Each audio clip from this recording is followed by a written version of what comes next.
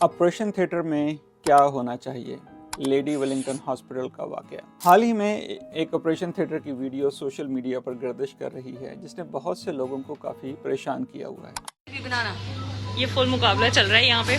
कौन पहले सेक्शन करता है? डॉक्टर आयशा और डॉक्टर तैयबा। डॉक्टर तैयबा।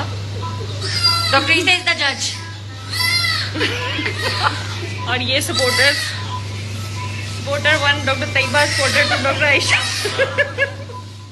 आइए इस बारे में सादा अंदाज में बात करते हैं। जब कोई मरीज सर्जरी के लिए जाता है तो वो अपनी जिंदगी और इज्जत दोनों डॉक्टर के हवाले कर देता है। उस वक्त मरीज को सबसे ज्यादा जरूरत होती है राज़दारी की, तहफ़्फ़ुज़ की और एहतराम की। तबी असूलों के मुताबिक किसी भी मरीज की वीडियो बनाना या शेयर करना बगैर मरीज और उसकी फैमिली की इजाज़त के बगैर बिल्कुल भी दुरुस्त नहीं है। जी हाँ, बाज़ दफ़ा वीडियो एजुकेशनल तालीमी मकसद के लिए बनती हैं, लेकिन सिर्फ उसी सूरत में जब इजाज़त ली हो, उसको पूरा एक्सप्लेन किया हो, उसका जो मकसद है बनाने का वो पूरा हो, और एक सुपरविजन जो सीनियर डॉक्टर्स होते हैं उनकी निगरानी में बनती हो। लेकिन डॉक्टरी बिल्कुल एक मुकद्दस पेशा है, लेकिन कहीं पर भी अगर आपको कोई भी चीज़ गलत महसूस होती है तो सवाल उठाना एक सही चीज़ होती है। एक पूछना कि भाई ऐसा क्यों हुआ, ये आपका हक है। क्योंकि मेरा ये मानना है कि सेहत का निज़ाम जिस पर कायम है वो मरीज का डॉक्टर पर एतमाद है।